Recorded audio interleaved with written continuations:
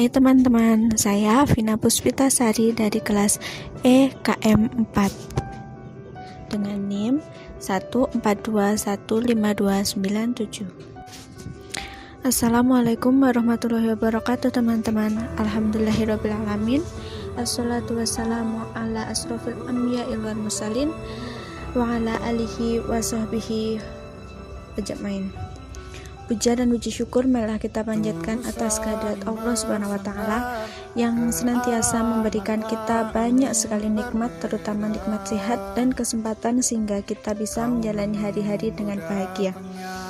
Sholawat serta salam tak lupa kita sampaikan kepada junjungan kita Nabi Agung Muhammad Sallallahu Alaihi Wasallam. Semoga dengan seiringnya bersolawat kita akan mendapatkan pertolongan beliau di hari kiamat nanti.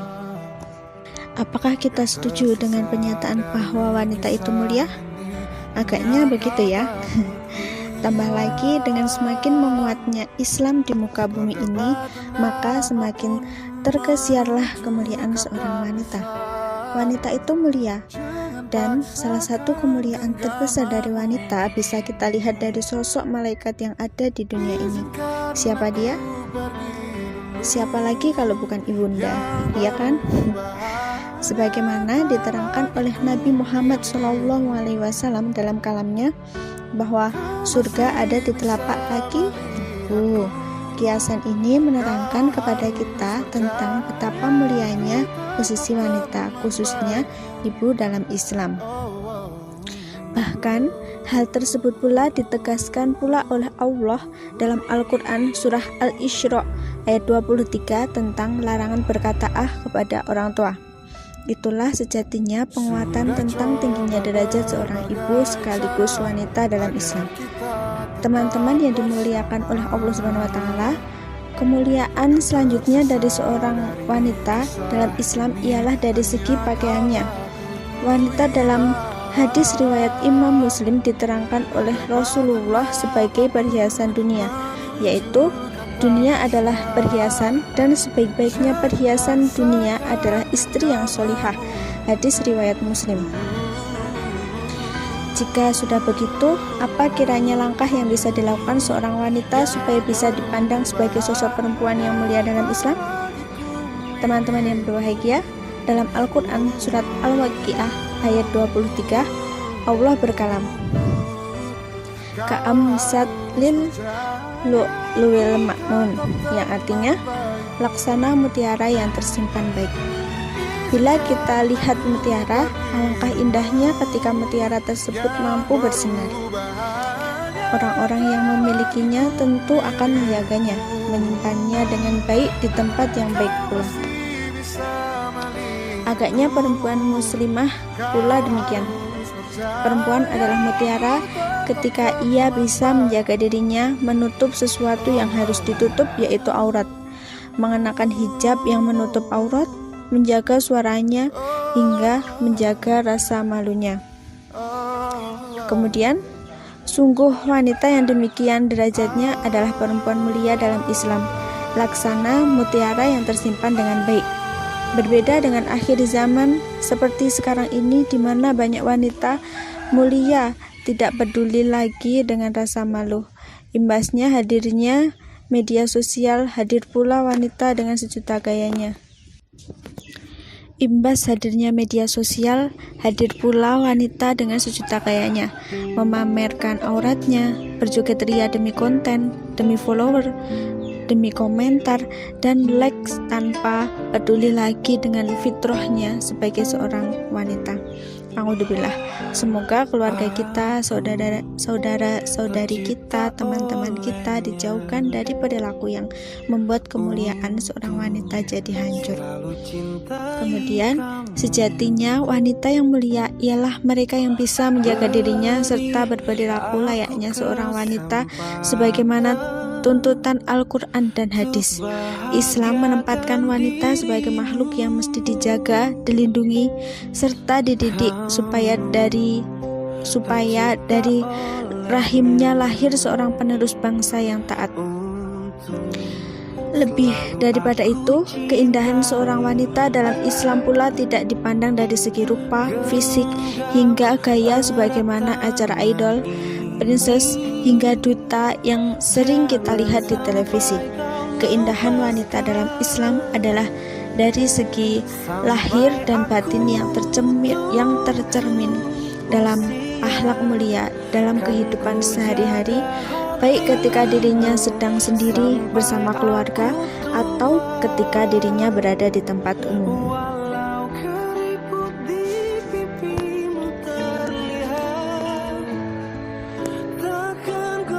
Berikut adalah contoh-contoh kemuliaan wanita dalam Islam dalam kehidupan sehari-hari. Dalam naungan ajaran Islam, kaum wanita atau kemuliaan wanita dalam Islam hidup dengan penuh kemuliaan disertai kasih sayang Allah kepada wanita. Kemuliaan wanita dalam Islam terus mendapatkan penghargaan dan dihargai serta dimuliakan semenjak pertama kali dia lahir ke bumi. Kemuliaan wanita dalam Islam dimuliakan dalam semua fase kehidupan yang mereka lalui, baik ketika ia sebagai seorang anak, sebagai seorang ibu, istri, saudara, saudari, atau bibi. Kaum wanita atau kemuliaan wanita dalam Islam pada semua fase kehidupannya selalu dimuliakan dan diberikan hak-hak khusus oleh Islam. Yang pertama yaitu kemuliaan wanita dalam Islam sebagai anak. Allah berfirman dalam hubungannya dengan keutamaan memiliki anak perempuan dalam Islam. Dan apabila seseorang dari mereka diberi kabar dengan kelahiran anak wanita, merah padamlah mukanya. Dan dia sangat marah. Ia menyembunyikan dirinya dari orang banyak disebabkan buruknya berita yang disampaikan kepadanya. Apakah dia akan memeliharanya dengan menanggung kehinaan ataukah akan menguburkannya ke dalam tanah hidup-hidup? Ketahuilah alangkah buruknya apa yang mereka tetapkan itu. An-Nahl ayat 58-59. Kemudian yang kedua, diharamkan durhaka kepada ibu-ibu.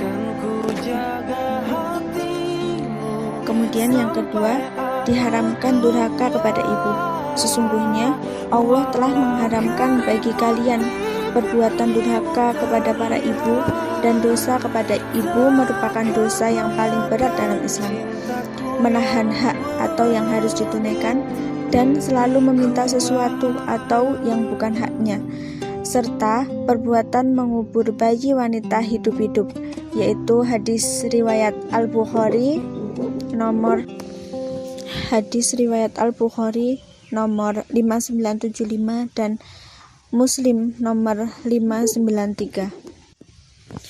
Kemudian yang ketiga, Islam menyelamatkan wanita dari kebiasaan buruk orang jahiliyah. Ibnu Hajar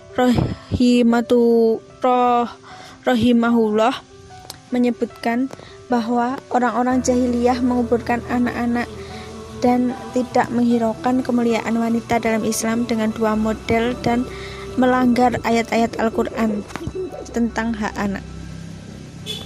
Yang pertama, mereka menyuruh istri mereka sebelum proses kelahiran untuk berada di dekat lubang. Apabila yang dilahirkan bayi laki-laki, maka bayi tersebut diambil dan diasuh. Namun, apabila yang terlahir wanita, maka mereka langsung dimasukkan ke dalam lubang dan dikubur.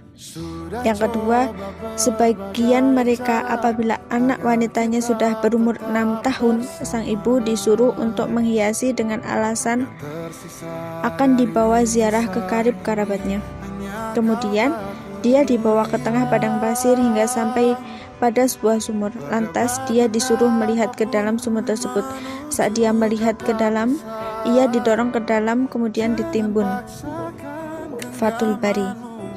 Kemudian yang keempat, wanita bisa mendapat pahala luar biasa dari hamil dan memiliki anak.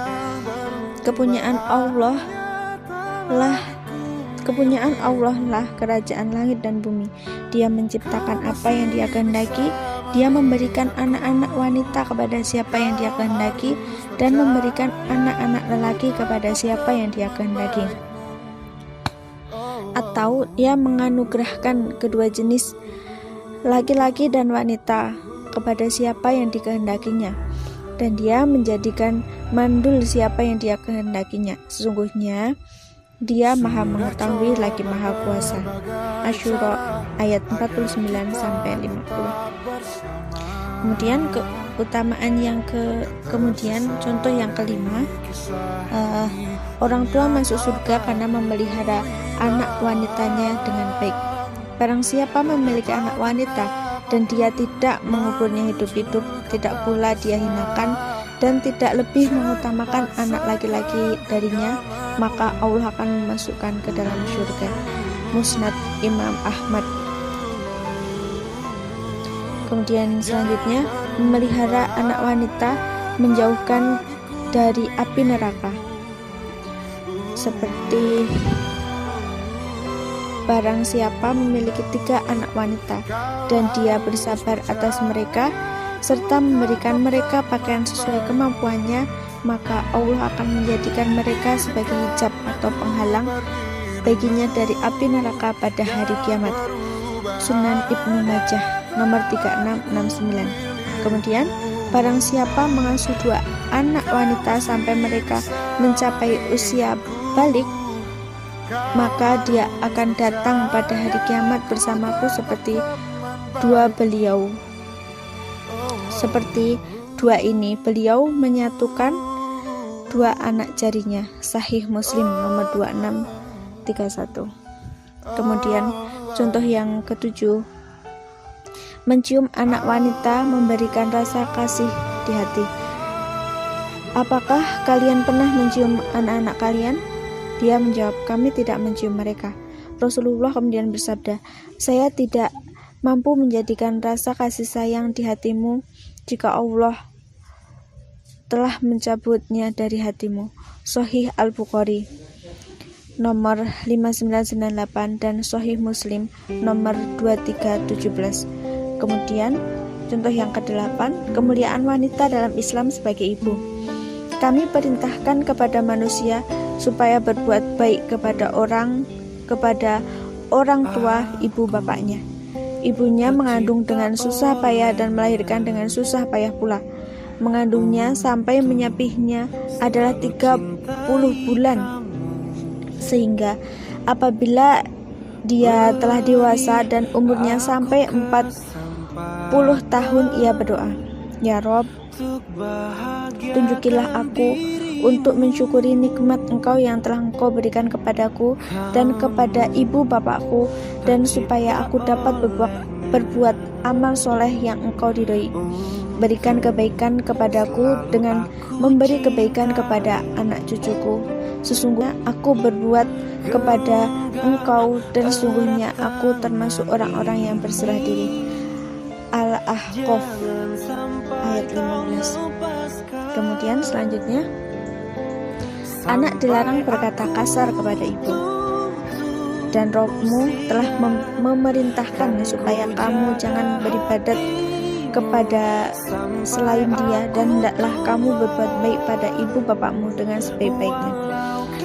Jika salah seorang di antara keduanya atau kedua-duanya sampai berumur lanjut dalam pemeliharaanmu, maka sekali-kali janganlah kamu mengatakan kepada keduanya perkataan dan janganlah kamu membentak mereka, dan ucapkanlah kepada mereka perkataan yang mulia, dan rendahkanlah dirimu terhadap mereka berdua dengan penuh kesayangan, dan ucapkanlah, wahai Robku, kasihilah mereka keduanya sebagaimana mereka berdua telah mendidikku waktu kecil. Al-Isra ayat 23-24. Kemudian selanjutnya yaitu ibu berada 3 tingkat di atas ayah.